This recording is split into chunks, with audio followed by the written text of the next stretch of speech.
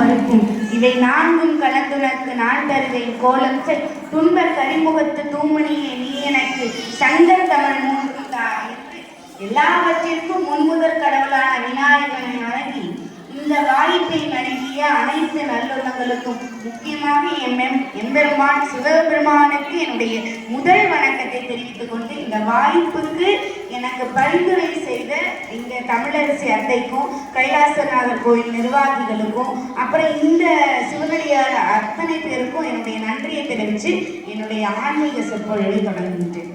நம்மளாம் தமிழர்கள் அப்படின்ற இடத்துல பெருமைப்படணும். ஏன் அப்படி நான் சொல்றேன் அப்படின்னா, உலகத்துல எல்லா உலகமே சிவனுடைய காலுடைய நிகத்துல தான் இருக்கு. அந்த நிகத்துல இருக்கிற உலகமே அவர் காலில் தான் இருக்கு.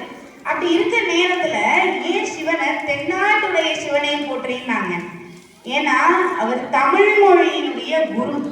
தமிழ் மொழி அவருடைய உடுக்கையிலிருந்து பிறந்ததுங்கிறாங்க. அந்த சட்டம் எல்லாம் அவருடைய உடுக்கையிலிருந்து தான் பிறந்ததான். அந்த அளவுக்கு தமிழ் மொழியுடைய குருவான சிவபெருமான் நமக்காண்டி 4 பேரை இந்த உலகத்துக்கு அனுப்பினார். தமிழுக்காண்டி தொண்டு செய்யறதுக்காண்டி, சைவத்தை தமிழ்லையே வளர்க்கறதுக்காண்டி 4 பேரை அனுப்பினார் இந்த உலகத்துக்கு. அந்த 4 பேரையும் சும்மாலாம் அவர் தமிழ்லாம் பாட சொல்லல. ஒவ்வொருத்தருக்கும் ஒரு கஷ்டத்தை கொடுத்தாரு. முதல்ல அப்பருக்கு தீராத வயிற்று வலியை கொடுத்து போய் நீ சைவத்துக்காண்டி தமிழ் பாடுன்னாரு சமண மதத்துல இருந்த அப்பரை.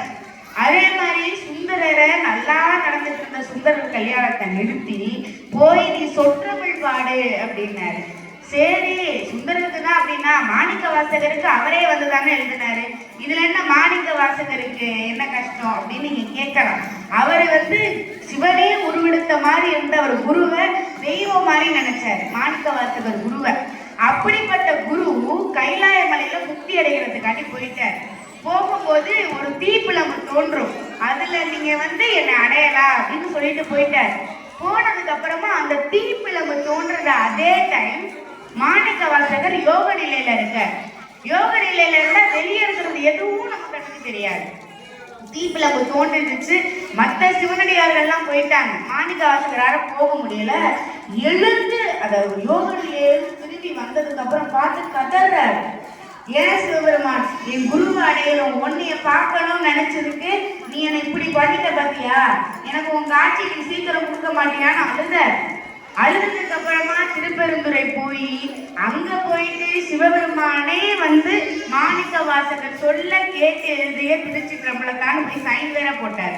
அந்த அளவுக்கு ஓலைச்சுவடியெல்லாம் எழுதினார். அப்பையும் மாணிக்க வாசகருக்கு கஷ்டத்தை கொடுத்துதான் அவர் தமிழ் பாடினதை இவரே எழுதினார். அதுக்கப்புறம் என்ன பண்ணார் அப்படின்னா திருஞான சம்பந்தர். திருஞான சம்பந்தர் என்ன பண்ணார்னா ஞானப்பாலை கொடுத்து திருஞான சம்பந்தரை பாட சொல்லி உலகம் பூரா அப்போ மதுரையில தலை காட்ட முடியாத சைவர்கள். அந்த நேரத்துல மதுரையிலே சைவ நெறியை நிறுவி சமண மதத்தை ஒடுக்கி எல்லாத்தையும் பண்ணி சைவத்திலையும் தமிழ் பாடினவரு நம்ம திருஞான சம்பந்தர். அந்த மாதிரி 4 பேருமே தமிழுக்கு தொண்டாற்றியவங்க. அப்ப நம்ம தமிழர்கள் தமிழ்நாட்டுலதான் அந்த 4 பேரும் பிறந்தாங்கன்றது குறிப்பிடத்தக்கது.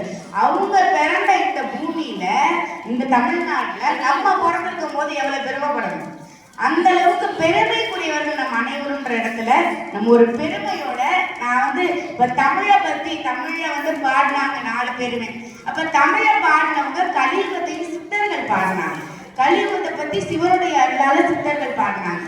இப்ப யாராவது ஒரு மீனுடைய வயிற்றிலிருந்து குழந்தை பிறக்குமா? மனுஷ குழந்தை பிறக்குமா? முடியாதுல்ல. ஆனா அந்த ஈசனுடைய அருளால பிறந்துச்சு. அப்படிப்பட்ட ஒரு குருவை கொண்ட ஒரு சித்தரை பத்தி தான் உங்ககிட்ட இந்த ஆன்மீக சொற்பொழிவுல நான் பகிர்ந்து கொள்ளலான் இருக்கேன். என்ன அப்படின்னா, சிவன் உமாதேவி அதாவது பார்வதிக்கு உபதேசம் பண்ணிட்டு ஒரு நதிக்கரை ஓரமா உபதேசம் பண்ணிட்டு இருக்காரு. அப்ப அந்த நதிக்கரையில தேவலோக பெண் ஒருத்தி அவன் மீனா ஒரு சாபத்தினால மீனா மாறி அந்த நதிக்கரையில நீந்திட்டு இருக்கா ஒரு கருவை சுமந்துக்கிட்டு. அப்ப நீந்திட்டு இருக்கும்போது என்ன ஆச்சு அப்படின்னா சிவபெருமான் பார்வதி தேவிக்கு உபதேசம் பண்ணிட்டு இருக்காரு. யாருக்கா இருந்தாலும் அட்வைஸ் பண்ணா தூக்கம் தான் வரும். அதனால பார்வதி தேவிக்கு தூக்கம் வந்துடுச்சு. அசந்தர்றாங்க. கண்ணை இருந்த அடுத்த நிமிஷம் சிவபெருமான் அதை பார்க்கல. அவர் பாட்டுக்கு உபதேசம் சொல்லிட்டே இருக்காரு. எப்படி சக்கர வியூகத்தை பத்தி அர்ஜுனனும் கிருஷ்ணனும் சொன்னப்ப எப்படி வந்து கிருஷ்ணனுடைய தங்கை கேட்காத போது அவர் வயிற்றுல இருந்த அபிமன்யு எப்படி கேட்டானோ அதே மாதிரியே சிவன் செஞ்ச உபதேசத்தை உமாதேவி கேட்கல, தூக்கிட்டாங்க. அப்ப அந்த நதிக்கரையில இருந்த அந்த மீனோட கருவுல இருந்த அந்த கரு கேட்குது. கேட்டுட்டு இருந்த உடனே உமாதேவி தான் தூங்கிட்டாங்க. பிறப்பு இறப்பு முக்தி எதெல்லாம் எப்படிலாம் இருக்கும் அது எல்லாத்தையும் சொல்லிட்டாரு. சொல்லி முடிச்சுட்டு பாதியில உபதேசத்தை நிறுத்திட்டாரு. ஏன்னா உமாதேவி தூங்கிட்டாரு பார்த்துட்டாரு.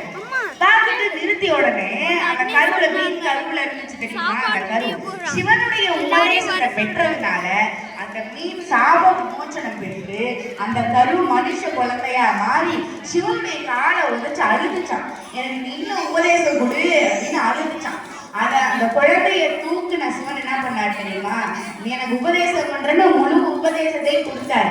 கொடுத்ததுக்கு அப்புறமா அந்த தேவலோக பெண் அவருடைய குழந்தைய தூக்கி சிவபெருமான்கிட்ட கொடுத்து இவனுக்கு நீனே பேர் வை அப்பா அப்படின்னு சொல்லி சிவபெருமான்கிட்ட தூக்கி கொடுத்தான். உடனே சிவபெருமான் என்ன பண்ணாரு, அந்த குழந்தைய தூக்கி, ஏன்னா அப்பெல்லாம் வந்து மீனுக்கு மச்சம் தான் சொல்லுவாங்க, மச்சம் தான் சொல்லுவாங்க. இப்பெல்லாம் நம்ம மீன் சொல்றோம், அப்ப மச்சம் தான் சொல்லுவாங்க.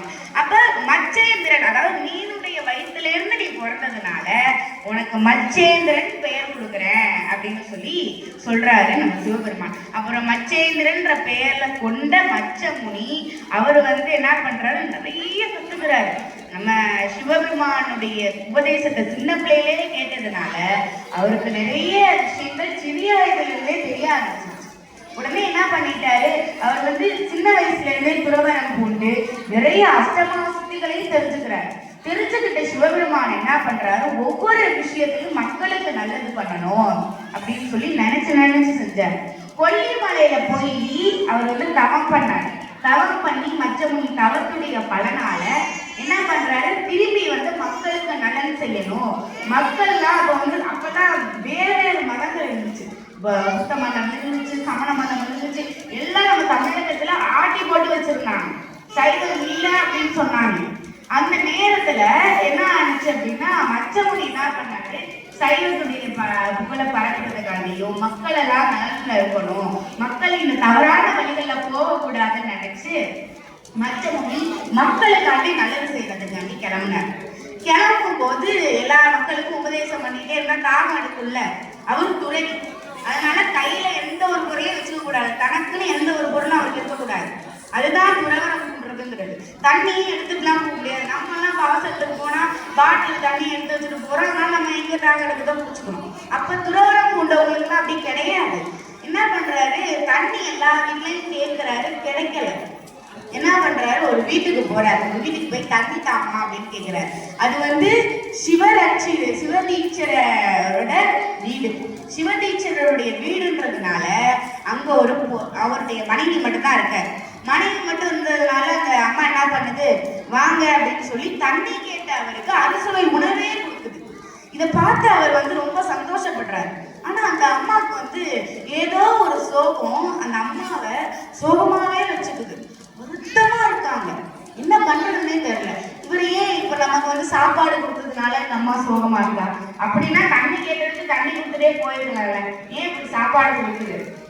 இல்ல, இதுக்கு வேற ஏதாவது காரணம் இருக்கு, இந்த அம்மாவுக்கு வேற ஏதோ பிரச்சனை இருக்கு அப்படின்னு சொன்ன உடனே, ஏமா என்ன சோகம், வீட்டுல சமைக்கிறதுக்கெல்லாம் காசு இல்லையா, செல்வங்கள் இல்லையா அப்படின்னு சொல்லி கேட்கிறாரு. உன் சோகத்துக்கு என்ன காரணம்னு கேட்கிறாரு. உடனே அந்த பொண்ணு சொல்லுது, எனக்கு எல்லாம் இருக்கு, பண செல்வம் இருக்கு, என்னுடைய கணவர் வந்து வேலைக்கு போவாரு, நல்லா சம்பாதிக்கிறாரு, நிறைய செல்வங்கள் எங்க வீட்டுல இருக்கு, ஆனா எனக்கு குழந்தை செல்வம்னு ஒண்ணு கிடையாது அப்படின்னு சொல்லி அந்த அம்மா அழுது. உடனே இவர் என்ன பண்றாரு, அவருடைய கமண்டலத்துல ஒரு துண்ணூறு வச்சுக்கிறாரு. துண்ணூறு திருநீர் வந்து எப்பவுமே குளிச்சுட்டு பூசுறதுக்காண்டி வச்சிருப்பாங்கல்ல, அந்த திருநீரை எடுத்து அந்த அம்மா கையில கொடுத்து, நீ உன் கணவர் வந்ததுக்கு அப்புறமா நல்லா நீராடிட்டு இந்த துண்ணூரை பூசிட்டு இந்த மீச்சி இருக்கிற துண்ணூரை சாப்பிடுங்க அப்படின்னு சொல்லிட்டு, இந்த வயிற்றுல பிறக்கிற குழந்தை முழுக்க சிவபெருமானின் அருளால பிறப்பான், பிறந்து அவன் கொஞ்ச நாள் அவங்க கூட இருப்பான், அதுக்கப்புறம் துறவரம் போயிடுவான், துறவரம் போனதுக்கு அப்புறமா உங்களுக்கு எல்லா இடத்துலையும் உங்களுக்கு குழந்தை செல்வம் இல்லை அப்படின்ற உங்களுக்கு ஒரு எண்ணத்தையே தீர்த்து நல்லபடியா வாழ்வான், அவனை நானும் பார்க்க வருவேன் அப்படின்னு சொல்லி மச்சமுனி சொல்லிட்டு அந்த துண்ணூரை விட்டு போயிட்டாரு. போய உடனே நம்ம எல்லாருக்குமே தெரியும், நமக்கு ஏதாவது ஒரு விஷயம் நடக்குதுன்னா பக்கத்து வீட்டுக்காரங்களும் அவங்க இருக்காங்க, ஏதாவது ஒரு சொல்லுவாங்க. அவங்க சொல்றது நல்லதா இருக்கலாம் கெட்டதா இருக்கலாம், அந்த டயத்துல அவங்க சொல்றது நமக்கு உண்மைன்னு தான் கொடுமை ஒழிய அவங்க என்ன சொல்றாங்கன்றத அவங்க யோசிக்க மாட்டாங்க. அப்ப வந்து இந்த அம்மாவுடைய பக்கத்து வீட்டுக்காரங்க என்ன பண்றாங்க, ஓடி போய் இது நடந்ததெல்லாம் பார்த்துருச்சு நம்ம பார்த்துட்டு, அதெல்லாம் நீ சாப்பிடாத துண்ணூற, ஒருவேளை உன் கணவரையும் உன்னுடைய கணவரையும் உன்னையும் கொண்டுட்டு உன் செல்வத்தெல்லாம் அந்த மந்திரக்காரன் எடுத்துட்டு போறான்னு நினைக்கிறேன், அதுக்குதான் இந்த மாதிரி மந்திரிச்ச துண்ணூறுலாம் கொடுத்துட்டு இருக்கான், அதான் நீ சாப்பிடாத அப்படின்னு சொல்லி அந்த அம்மா ஏதோ குழப்பிட்டு போயிடுச்சு.